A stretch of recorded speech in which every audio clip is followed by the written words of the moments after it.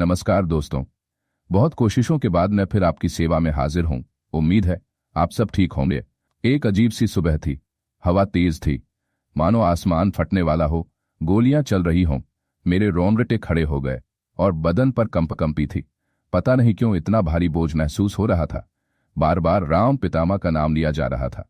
आपके परदादा ईश्वर विष्णु राम राय ने दुर्गा पूजा के लिए जमींदार को निमंत्रण भेजा था और पहले लोग कोई भी काम शुरू करने से पहले निमाह कीम और शिव नाम राय कहते थे। बड़े भाई के पिता तीर्थ यात्रा से लौटे और घर में रामधीराज कुमी व धान भरा था। यह एक पुरानी कहानी थी जहां एक खबर आती थी कि अगर पुआल निकाल ली जाए तो हमारी राजनीति उसी के इर्द गिर्द घूमती और फिर खत्म हो जाती। मैगजीन दादा ने आकर बताया कि जॉइंट अमोसी 4 रुपए की मोटी फीस देगी। मैंने अपनी मूर्खता पर विचार किया और पूछा, मुझे कितनी फीस मिल रही है? उन्होंने कहा, भाई छोड़ो, जब जमीन का हस्तांतरण होगा तब देखेंगे। आज मेरा मन शांत नहीं था। दर्शन करने गया तो मन भटकने लगा। कोई मुझसे बात कर रहा था। मां ने कहा, उसे वह जमीन मिल जाएगी, वह अपनी जमीन जोतेगा। 12 एकड़ आदि तो बहुत ज्यादा है। हम सिर्फ सिरदर्द से छुटकारा चाहते थे, जमीन या संपत्ति नहीं। आषाढ़ का महीना था, धान बोने का समय। दादा ने जमीन खरीदी और उन्हें एक्सपोजर बॉन्ड निकालना पड़ा। मैं मूर्ख होने के नाते मुस्तफापुर में काजी के घर गया। मुस्तफापुर के काजी बहुत सम्मानित थे। बड़े काजी साहब हंसमुख व्यक्ति थे, लेकिन मेरे पास कोई और विकल्प नहीं था। काजी साहब का घर एक बड़े मोहल्ले में था। एक लंबा ड्राइंग रूम था। काजी अब्दुल रहमान ने मुझे शतरंज खेलते हुए देखा और पूछा, आप कहाँ से हैं? फिर मेरा परिचय कराया और कहा, अग्निविष्णु नारायण ने बड़ी मुश्किल से आपको यह विधवा स्त्री दी है जिसका कोई खर्च नहीं है। ऐसा नहीं होगा और इसे सुनिश्चित करने का कोई और तरीका नहीं है। लता रुद्र और विदेशी दामन पर भरोसा नहीं किया जा सकता। अगर आप नहीं रुकेंगे तो आपको बहुत मुश्किल होगी। हाजी साहब ने कहा, मुझे यह काम करना है। आपकी अनुमति के बिना कोई आपके घर में प्रवेश नहीं करेगा। हमारी नमाज की चटाई को मत छुओ। पास के लोग महान हैं और मैं दिनेश त्रिपाठी हूं। मैं पालकी मोड़कर ले जाऊंगा। उन्होंने कहा, अगर आपको वहां कोई फुसफुसाहट या शिकायत सुनाई देती है तो वह इलाका उथल पुथल में होगा। प्राचीन काल से भारत गंगा और दूध का स्थान रहा है। आज शहरगर पाटली आदि में कोयला मिलता है जो पेट भरता है। ये काजी किसी कारण उत्तेजित हो गए। लोगों ने भोजन के लिए उनका धन्यवाद किया। यह एक गर्म दिन था और सौभाग्य की कामना के साथ उन्होंने कहा, जो जमीन आपको मिली वह एक गलती थी। वह जोर से हंसे और कहा, अब जमीन पर बारिश नहीं है तो आपके पास लाखों रुपए हैं, तो क्या? अगर बारिश नहीं होगी तो हथियारों से जमीन के लिए कोई लड़ाई नहीं होगी। मैंने कहा, मेरे 80 रुपए। दलालों को कितना कमीशन देना होगा? उन्होंने कहा, इस बार यशोदा और जनशहाना मन्नाडे नहीं होंगे। घर वापस आते समय मेरी मां ने सुना और कहा, वे बहुत बुरे लोग हैं। उन्होंने हमें धोखा देकर काजियों को पैसे दिए हैं। मैंने कहा, यह एक बड़ी बात है। उन्होंने कहा, यह पैसा वापस करना है। काजी साहब ने हमें बताया कि हमारे 10 रुपए ऋण के रूप में दिए गए हैं। उन्होंने हमें बताया, आज मैं 335 लोगों को 10 रुपए का ऋण दूंगा। वे बहुत अच्छे और भरोसेमंद लोग हैं, लेकिन उनके खातों में एक भी सिक्का नहीं है। इस तरह आषाढ़ के महीने में हमें धान की बुआई करनी पड़ी।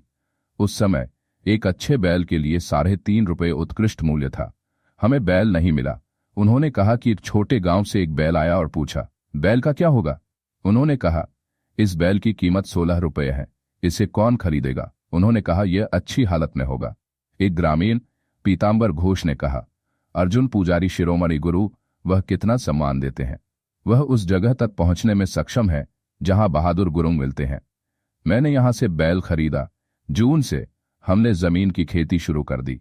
उस दिन पीतांबर ने गेहूं के बारे में पूछा। उनके साथ काजी साहब की भी एक छोटी सी जमीन थी। पीतांबर गया और अपनी जेब में 4 आने पैसे डाल दिए। उसने कहा कि रास्ते में उसके 4 आने गिर गए थे। पीतांबर बहुत गुस्सा हो गया और कहा, अगर तुम ऐसा करोगे तो मैं तुम्हारा सिर फोड़ दूंगा। अगले दिन किसी ने एक शब्द भी नहीं कहा। मेरी मां को नहीं पता था कि मैंने क्या किया था। उन्हें नहीं पता था कि भले ही यह एक अच्छी बात थी, यह बुरी निकल जाएगी। एक दिन एक अजीब बात हुई। हमारा घर बहुत पुराना था। पहले गंगा पार करने के बाद पीतांबर ने कहा, हम यहां से पुजारी के पास जाएंगे और फिर अपने घर। तब तक आपको चलना होगा। उन्होंने कहा, आपका नाम अर्जुन है, जय बाबा कहो। हम चलना शुरू कर दिए। लगभग आधे घंटे के बाद हम गांव पहुंचे। 685 घर थे और यह एक बड़ा गांव था। पीतांबर मुझे अपने घर ले गया। मैं वहां सो गया। दशरथ 2 दिन तक वहीं थे। फिर पीतांबर वापस लौटे।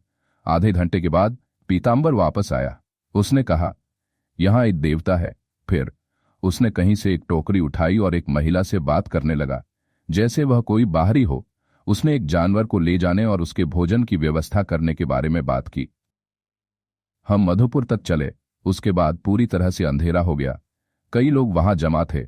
भद्रा परिवार भी वहां आया, लेकिन उन्होंने हमें नहीं पहचाना। पीतांबर बहुत परेशान था, लेकिन उसने कुछ नहीं कहा, बस उन्हें देखा। पीतांबर ने कहा, यह अच्छा नहीं है, तुमने ऐसा क्यों किया? और यह गोरखाओं का देश है, वे विदेशियों को शरण देते हैं, यह अच्छा नहीं है। हमने रात वहीं बिताई। हम हवा की आवाज से जागे और हम बहुत कमजोर थे। एक छोटा बाजार था जिसका नाम छोबी था। हमने सोचा था कि हम रात वहीं रुकेंगे, लेकिन देर हो रही थी, तो हमने गांव में ही रात बिताने का फैसला किया। रात बातों में गुजर गई। पीतांबर और उसकी दोस्त तिलोत्तमा बहुत करीब थे। हम दुकान पर गए।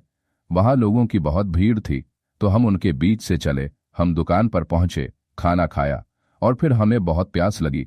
पीतांबर ने कहा, बाबा ठाकुर, सीधे इधर चलते हैं। वहां बहुत से लोग थे, लेकिन कोई हिला नहीं, तो हम मामुर का दांगुरी जाने लगे। कोई विदेशी सामान या लोग नहीं थे, तो आज कोई बातचीत नहीं हुई। हम बस अपने पैसे लेकर वहीं बैठे रहे। मधुका नाम के एक ग्रामीण ने कहा, मेरी माँ जा रही है, मुझे क्या करना चाहिए? यहाँ बहुत से लोग हैं, ब्राह्मण इस गांव में नहीं आते। मुखोपाध्याय ठाकुर जानना चाहते हैं कि गांव के बारे में कोई खबर है या नहीं। मैंने कहा, मेरे पास 6 रुपए हैं, रात भर रुकने के लिए काफी हैं। उससे पहले हमने एक दामो परिवार से रात रुकने की जगह मांगी, लेकिन उन्होंने हमें जगह नहीं दी। हम गांव में लगभग 7-8 घंटे घूमे और फिर थोड़ी देर सोए, लेकिन किसी ने हमारी बात नहीं सुनी। बाबू शेड़, जिसकी आवाज ऊंची थी, चुप था। उसने कुछ नहीं कहा। मैं बहुत चिंतित था। अब क्या करें? अर्जुन, बूढ़े व्यक्ति ने दरवाजा खोला और मुझसे कहा, पहले हमारे घर आओ, विदेशी यहां रात भर रुकते हैं, वे रुकने के लिए जगह ढूंढ रहे हैं। आप ब्राह्मण हैं? आपकी जाति, आपका वंश क्या है? बूढ़े व्यक्ति ने मेरे चेहरे को देखा और कहा, मिश्रा बाबू और उनके साथ वाले अन्य लोगों को मैं उन्हें टीवी पर ले जाऊंगा। लेकिन फिर वह गुस्सा हो गया और मधु को, जो पूरी तरह से कपड़े पहने हुए था, एक नर्तकी की ओर धकेल दिया। उसने कहा, यह महिला कुंवारी नहीं है, यहां हंगामा मत करो। अगर तुम एक पैसे के लिए खून बहाओगे तो तुम्हें समझ आएगा। बाजार में मत लड़ो, उर्दू जिले में जाओ, 3 मोहल्लों से आगे जाओ। एक महिला की आवाज से शोर आ रहा है, उनके सामने हंगामा मत करो। उसने थोड़ा धक्का दिया और एक बड़ा धक्का दिया। चलो गुरुजी।